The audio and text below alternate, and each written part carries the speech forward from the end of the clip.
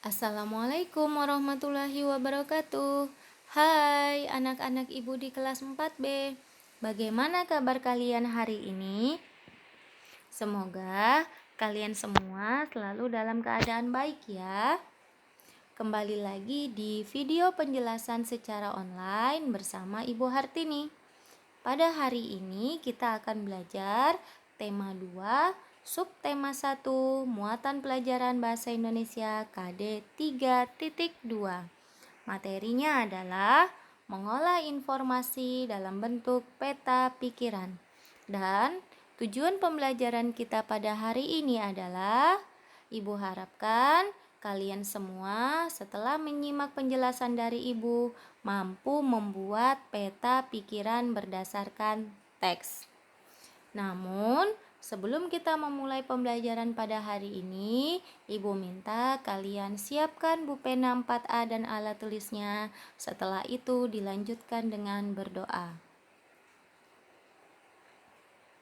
Setelah berdoa, Ibu minta kalian simak penjelasan Ibu dengan baik dan cermat. Bisa ya anak-anak? Jika bisa, Ibu lanjutkan. Yang pertama adalah mengelola informasi. Mengelola informasi adalah mengolah sumber data berupa gambar atau teks menjadi sebuah informasi yang lebih jelas. Anak-anak, apakah kalian tahu apa yang dimaksud dengan informasi? Dan bagaimana cara kalian mendapatkan informasi tersebut? Ya, informasi adalah suatu info, berita, kabar, atau pengetahuan yang kita dapatkan dengan cara membaca suatu teks, menonton, atau melihat gambar.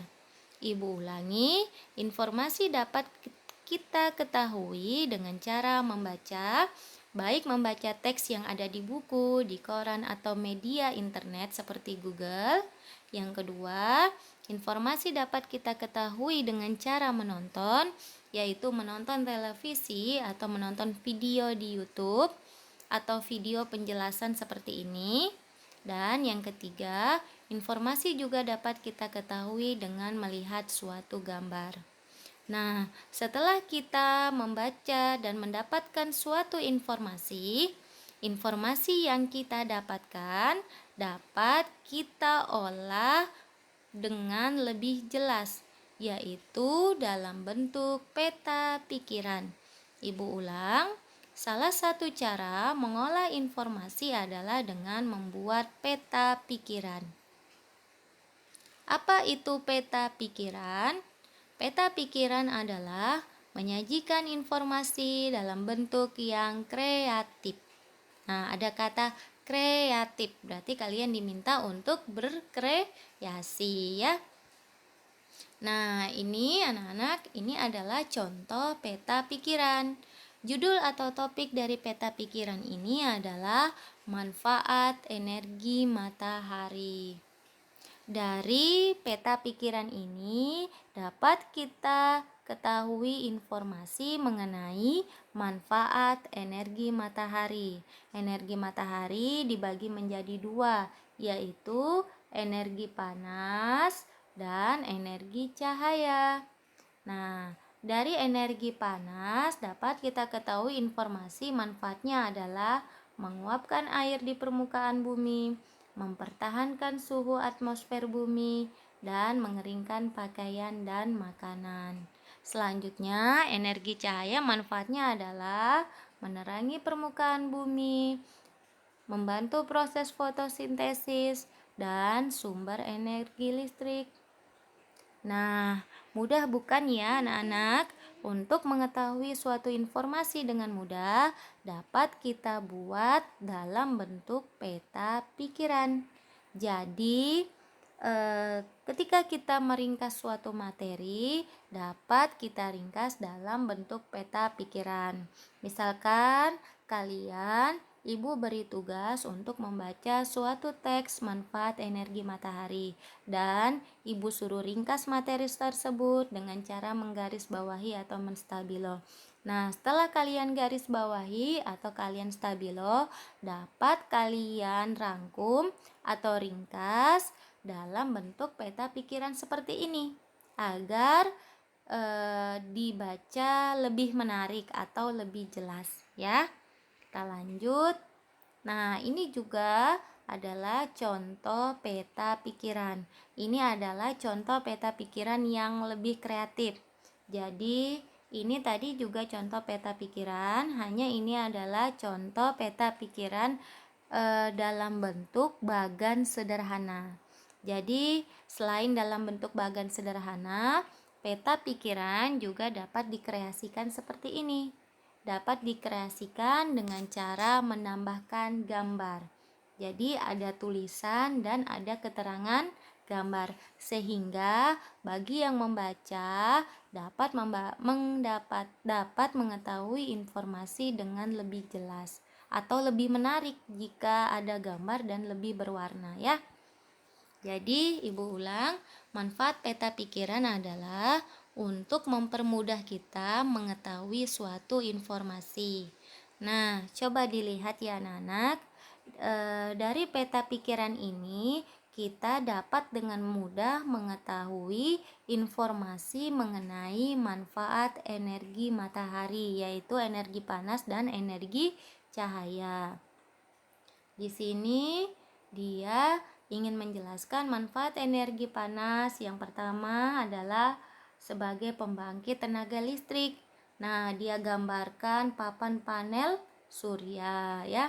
Yang kedua, dia ingin menjelaskan manfaat energi matahari membantu pembentukan vitamin D. Dia bantu vitamin D itu kan bagus untuk tulang. Jadi dia gambar tulang-tulang rangka manusia ya.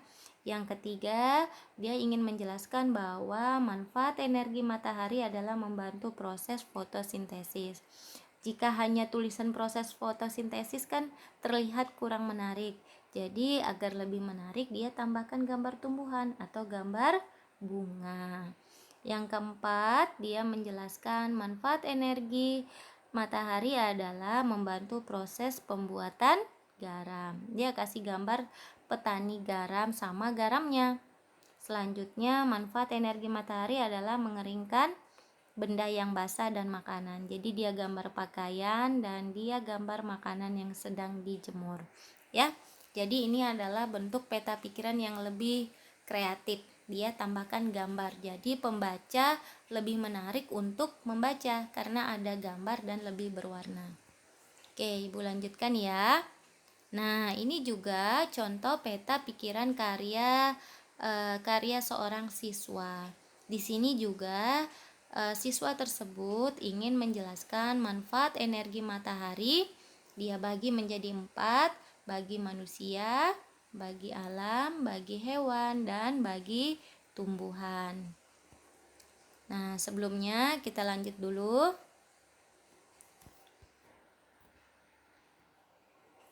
Cara membuat peta pikiran. Nah, perlu diperhatikan dan disimak dengan jelas ya anak-anak. Jadi, jika kita ingin membuat peta pikiran, hal pertama yang kita harus lakukan adalah baca teks. Teks yang dibaca adalah secara intensif, artinya teks tersebut dibaca secara keseluruhan. Ibu ulang, untuk membuat peta pikiran, teks harus kita baca dengan cara intensif atau membaca teks secara intensif. Membaca intensif adalah membaca teks secara keseluruhan. Harus dibaca dari awal sampai akhir, ya. Tidak boleh dibaca setengah atau sebagiannya. Yang kedua, garis bawahi kalimat penting atau informasi penting seperti biasanya pada saat kalian meringkas. Jadi, setelah kalian baca, kalian cari informasi penting, setelah itu kalian garis bawahi. Nah, setelah kalian dapat informasi pentingnya, kalian buat bagan peta pikiran. Terserah kalian ingin membuat bagan dalam bentuk sederhana atau bagan peta pikiran yang kreatif, ada gambarnya dan ada tulisannya. Setelah kalian membuat bagan, kalian masukkan judul dan informasi pentingnya. Masukkan judul ini maksudnya masukkan tulisannya. Yang kalian garis bawahi tadi, kalian masukkan dalam bagan. Nah, untuk lebih jelasnya Ibu jelaskan dalam contoh bentuk peta pikiran ya. Langkah yang pertama, kalian baca teks. Jadi kalian baca teks dulu manfaat energi matahari. Baca teksnya dari awal sampai akhir. Setelah kalian dapat baca dari awal sampai akhir, kalian garis bawahi. Nah, ya, setelah itu kalian buat bagan. Yang perlu diperhatikan dalam membuat bagan peta pikiran, yang pertama adalah bagan topik atau judul. Jadi topik atau judul kalian letakkan di tengah atau di paling atas seperti yang tadi. Ini hanya kurang tulisan manfaat energi matahari, bisa ditambahkan. Setelah kalian buat bagan utama atau topik utama, kalian bagi lagi menjadi beberapa bagian khusus. Seperti ini ya, dia bagi jadi 4 bagian khusus. Ibu ulang, cara membuat peta pikiran yang pertama, teksnya dibaca dari awal sampai akhir. Kedua, garis bawahi kalimat yang penting. Yang ketiga, buat bagan. Nah, untuk membuat bagan pertama yang kalian buat adalah bagan topik atau judul. Bagan topik atau judul kalian letakkan di tengah-tengah. Seperti ini, diletakkan di tengah. Hanya saja ini kurang tulisan manfaat energi matahari. Nah, setelah itu kalian buat bagan khusus, artinya bagian khusus dari topik utama. Dari topik utama kita jelaskan misalnya jadi bagi 4, bagi tumbuhan, bagi manusia, bagi alam, dan bagi hewan. Setelah dibagi bagan khusus, kita bagi lagi menjadi beberapa bagian. Manfaat energi matahari bagi tumbuhan ada 3, seperti ini ya. Dan manfaat energi matahari bagi hewan juga dia bagi menjadi 3 dengan disertai gambar.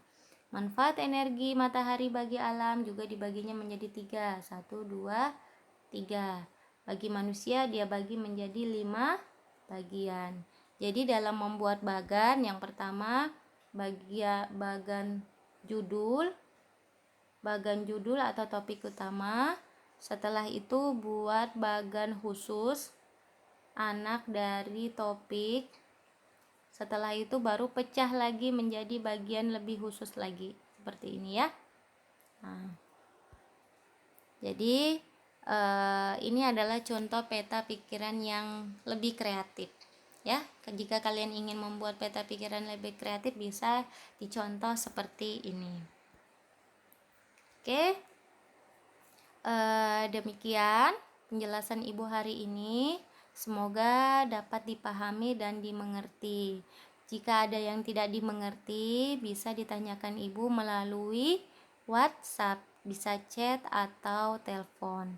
Setelah kalian menyimak video ini, akan ada tugas yang Ibu berikan, yaitu tugas membuat peta pikiran dari suatu teks yang Ibu kirim ke dalam Google Classroom Bahasa Indonesia. Baik anak-anak, selamat belajar, selamat mencoba membuat peta pikiran. Thank you and wassalamualaikum warahmatullahi wabarakatuh.